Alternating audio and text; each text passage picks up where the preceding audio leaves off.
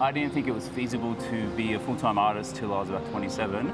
So I think my role is a very small role in tiny splashes of colour that can have some small effect on people's lives. People walk past this mural and it brings a smile onto their face. And I feel as though when I visit different cities, you absorb the architecture, the sculpture, the street art, legal and not legal, how nature will just always come back and it always takes over. It's good to always keep challenging yourself as well. Hey, this is Alina Reddy and welcome to Foreign Influence. I even had a moment. It was like a line in the sand and I loved every second of it. I have to work even harder because now I'm... To winning The Voice Australia.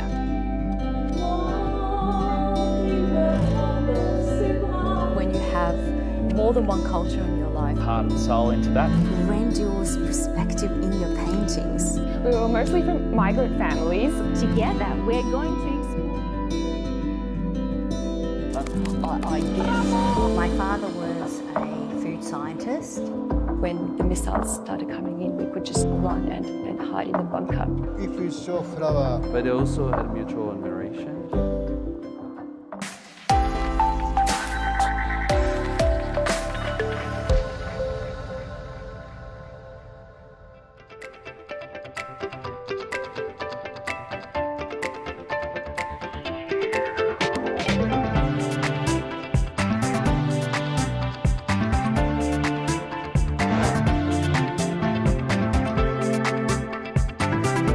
Hey, this is Alina Reddy and welcome to Foreign Influence.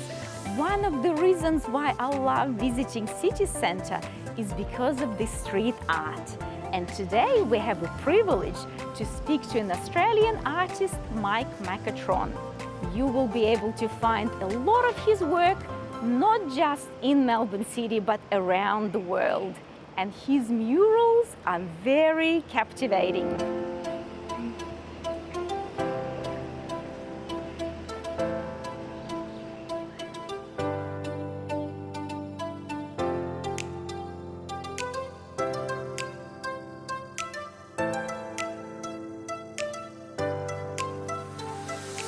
This used to be a stage here when they did a cherry festival, all up and down the laneway. So this is why, so the stage was here and this is like the mosh pit. And Metallica, when they were playing last year, they came down and they took a photo in front of here. My friend Maddie was painting this one and that's in the Metallica writing. So they met and became friends.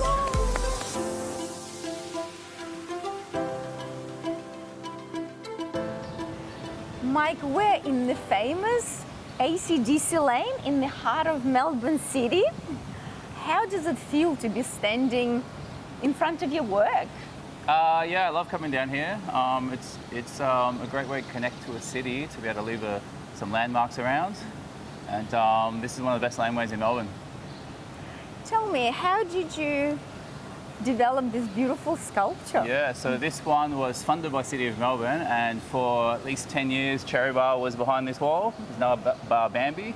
The owner of Cherry Bar, James Young, he applied for a grant called Rockin' the Laneways. The City of Melbourne funded. This took 4 days of sculpting, concrete render, and there's a steel frame that we bolted in there, very, very solid. They were made by those film sets. Really? So it's hard, they're like fake bricks. Like all the red ones around it, and I could have painted them a little bit better because that's a bit more yellow in the red, but I didn't realise till after the scissor lift already left. Tell me about the concept from the beginning of your project till the end. How did you come up with exactly what you're going to do? Okay, so that was the original singer of AC/DC. So he died in, I think, 79 or 80. So before I was born, I think. They died, I guess, when AC/DC was kind of famous, but not super famous. So it's kind of rare that a band loses their main singer and then goes in more beyond. So this is a homage to the original singer. The belt with the band logo, that was not in the image that I was working from. I had a small JPEG that big, and we were also limited to 15 centimeters from the wall with council rules, even though there's air conditioners that come out a lot further than that. So it's quite challenges, squashed. Quite squashed, yeah. So it's more like a bas relief, I guess you would call it, than a proper sculpture, yeah. Are you a fan of AC/DC? Oh, look, they're not the biggest favourite band, but I do love music, and I did see them play 2 months ago one month ago, 2 months ago in Melbourne. And the gig was incredible. I didn't know I was going to enjoy it so much.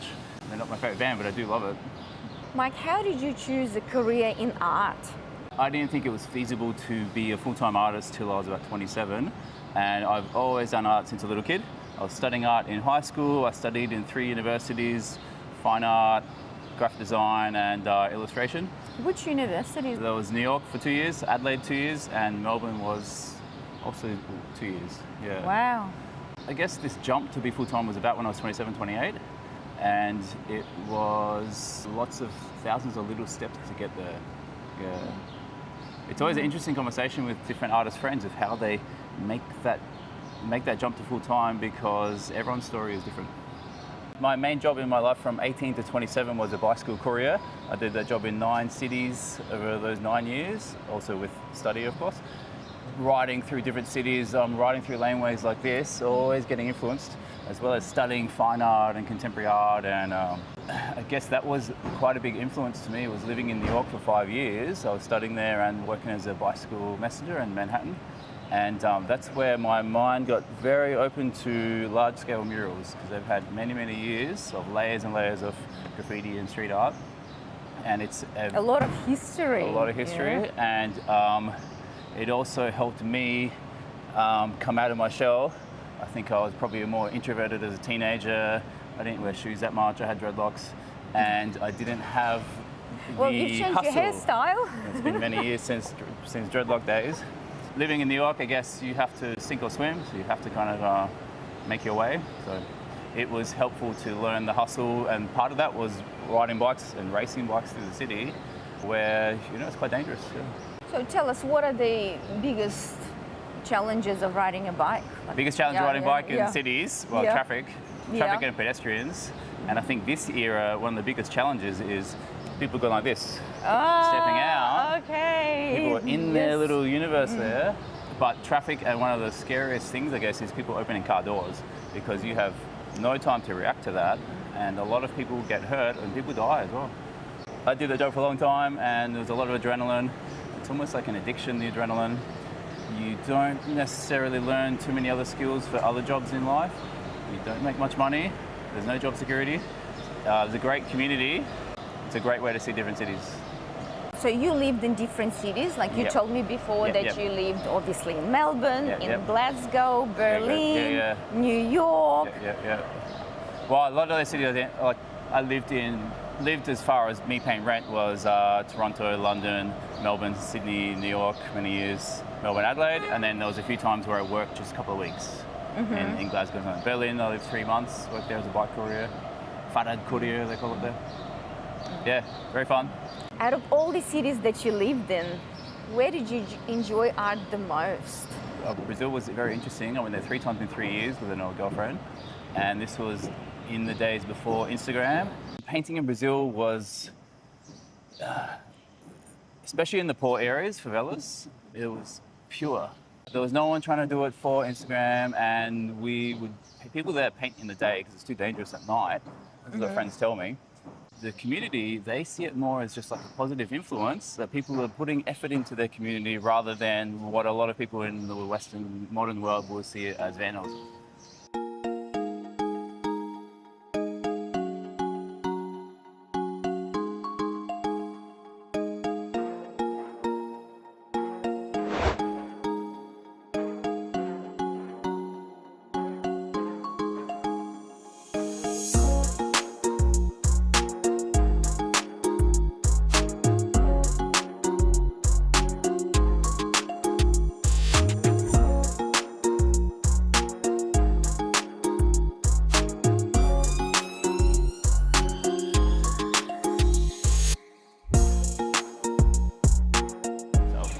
So apparently this is the most stolen street sign in Melbourne. Are you serious? Yeah, they put a camera up there many years ago, but I don't know if that stops anyone. This mural here, I painted it for a local Collingwood company, and we made a cycling jersey, and I forgot to bring it, but the same company, we did a similar project. Wow. Pet Peddler. And so this was about 12 canvases, flower and bike theme. And it was my sponsorship for the Cycle Messenger World Championship, which was a couple of months ago in Sydney. And then yeah, we put these little pockets here for Yeah. your keys when you're at the beach, or a little beer, or whatever you want to do. Handy, yeah. Tell me about these mushrooms. They are incredible. I think at the time I was reading a book called Disentangled Life, which is all about different research into mushrooms and fungus, and there's certain mushrooms that are fungus that eat plastic. There's some that are psychedelic and can heal trauma. There's some fungus that can, mycelium, that grows into packaging material, biodegradable instead of plastic.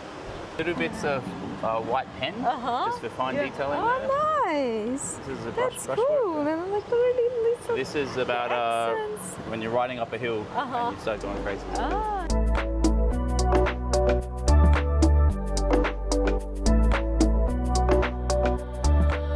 Mike, who are your influences?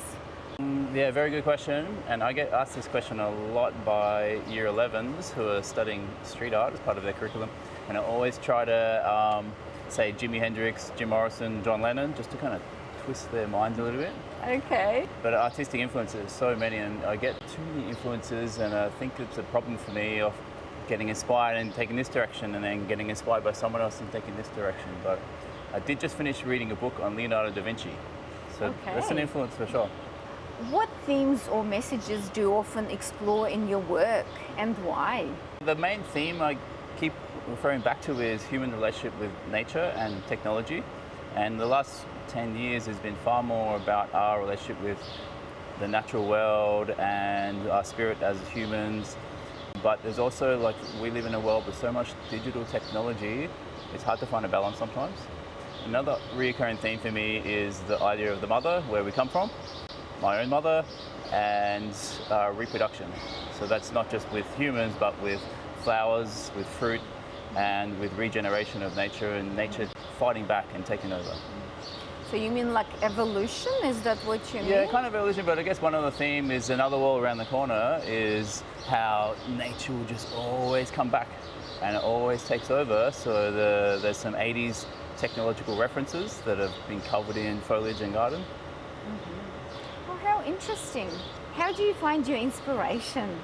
Sometimes I get inspired by walking through a forest. Sometimes I get inspired by putting myself through physical challenging things. And I think the easiest way to get inspired, and it might sound weird, but is forcing yourself to be bored. So when there's boredom, like when you don't have Wi-Fi, I want to be productive and creative. And that's when I start drawing. And since I've had a smartphone, it's far less times that I'm drawing just for fun when it's not a project. And I think this is going to be interesting what happens with the new generation who've grown up with smartphones everywhere. So I force myself to be bored, and sometimes I just turn the internet off, and after 5 minutes, something happens and changes, and I just want to produce. Yeah, creativity gets born. Yeah. What work do you prefer to do? Studio work or street art? Well, there's pros and cons of each, and I like to have a balance. And the good thing about painting in the street is, in many ways, you know it's not going to last very long, so you can experiment, and it's also the easiest way to interact with people and the public, and probably the best way to put your artwork in people's faces. And the benefit of painting in the studio is that's a finished piece, and especially when you have your own show, you control the whole room for some hours of an opening and a week or two for the gallery opening times. And I think also with studio work, there's no limits to how far that can go.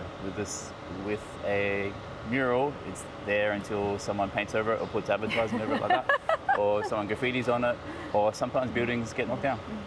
Well, and I imagine studio work is more predictable. How many hours you put in with outside street art, I imagine you have challenges like the weather, or like someone can park a car in front of your space. So I do enjoy studio work, and the last 5 years I've tried to make the balance so there's more canvas, more sculpture, and less murals.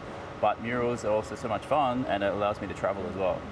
Mike, observing you talk, what I have really noticed that you have a keyword to everything that you say and how you apply yourself is balance. I really like that about you, because balance is important. I try to have balance with personal health, balance with the food that I eat, balance with fitness and stretching, and balance with social life and partying, and balance with different types of music influence.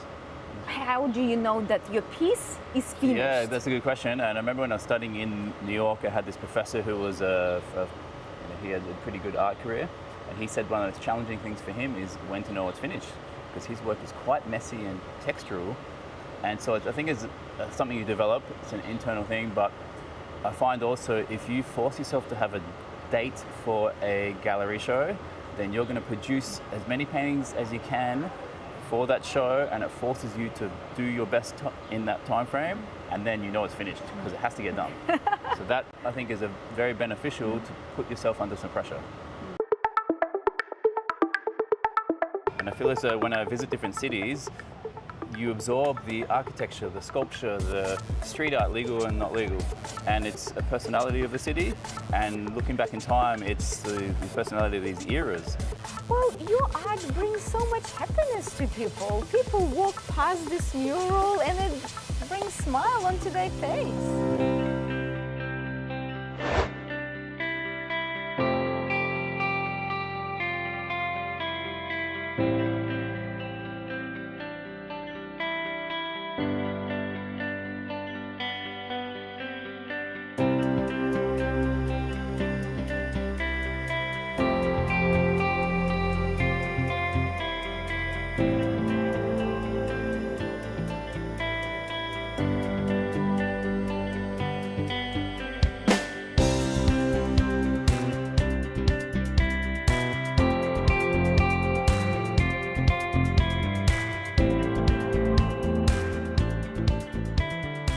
Get two of these projects, and this one was a far north Queensland jungle influence. So most things here exist in Queensland. There's a lizard there, there's some fungus, and this was an idea of putting old technology that we don't use so much anymore, and the concept is nature is taking back, so nature's fighting back. And I did a sneaky little face of my friend Bruce in the tree there. He's an Aboriginal man, a Yolngu man from Yirrkala. Yeah, 10 days work. It was fun. Very fun project. 10 days. Yeah. 10 days with assistance. Yeah, with assistance. Sis lived here, blocked off the laneway. Wow. And yeah. That must have made you feel a little bit important that they could block a whole street. Well, I probably your work? wouldn't use the word important, but it's good to be able to achieve things, I guess. And Yeah. I think also it's good to always keep challenging yourself as well. Yeah.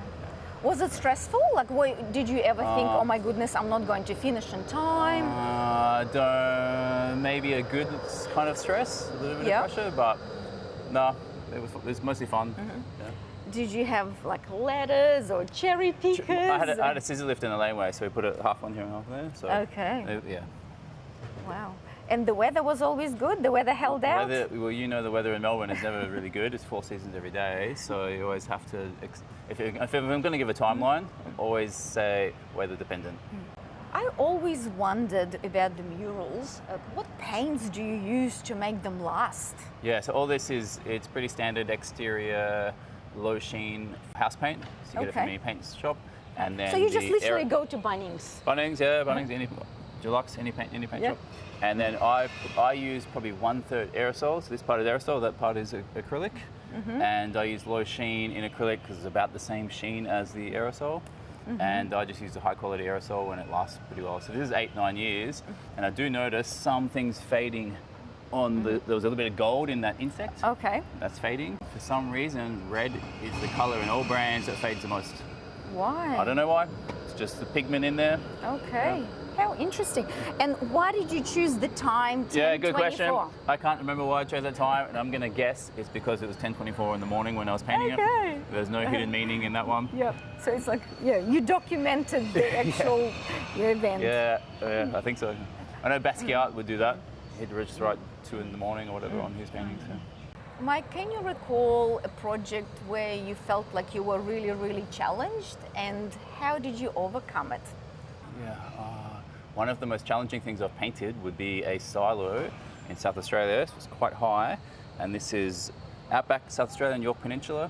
It is next to a wind farm, so there's high winds every day on the peninsula as they change its direction.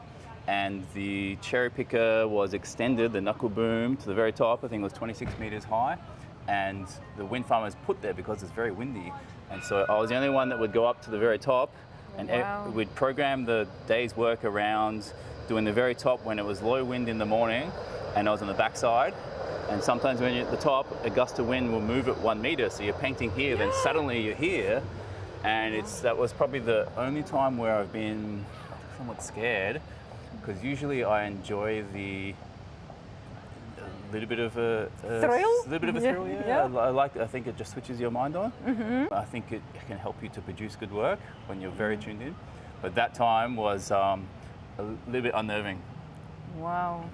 So And your if I did that- life was at risk. If I did that project again, I would have designed the top to have less detail because it's so high up. You don't see all the little detail that are put in like Okay. this stuff. So, yeah, it's a learning experience. Well, exactly. Yeah. We learn and evolve. Yes, exactly. Yeah. Yeah. Mike, how do you see your role as an artist in our society? Yeah, it's a good question because I don't think I have the best viewpoint from the outside onto my life, but I see a role. I think art is very important in the community. There's all these different forms of expression, and I feel as though when I visit different cities, you absorb the architecture, the sculpture, the street art, legal and not legal, and it's a personality of the city. And looking back in time, it's the personality of these eras. So we learn about cultures and societies. So I think my role is a very small role in tiny splashes of colour that have some small effect on people's lives. So I think it's a very important role in general. I don't think I have a very important role in big picture. Well, your art brings so much happiness to people. People walk past this mural and it brings smile onto their face. It does, and when you're painting in the street, people gravitate towards it. And it's mostly good, this interaction, that people want to give you their opinion, they often ask the same questions, and it's mostly compliments. And on the internet as well, it's almost opposite to a lot of things on the internet where people mostly say positive things, people rarely say negative things, and it's not often constructive. And it's good talking with friends who say constructive criticism. I think it's important to learn.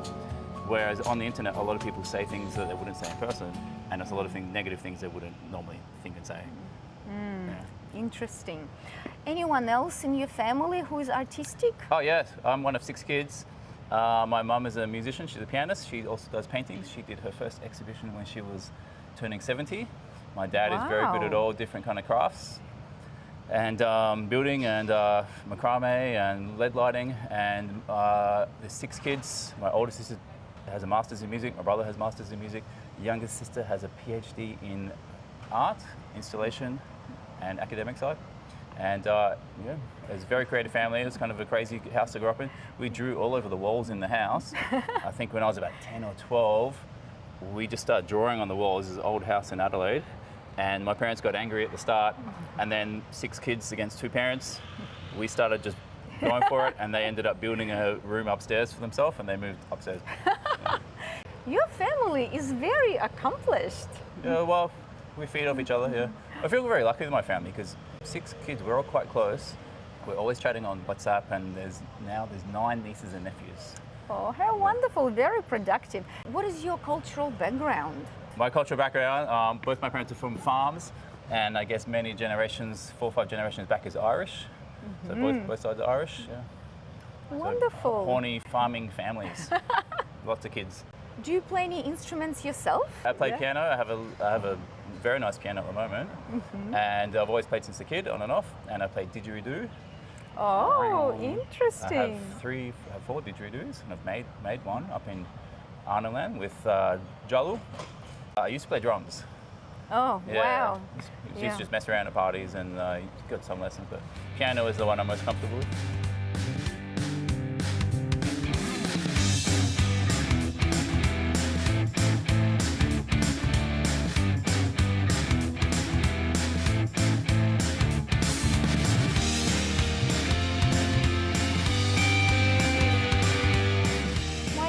So much for taking up the time and introducing us to your beautiful murals and for sharing your love and passion for art with our audience. My absolute pleasure. Thank you for having me.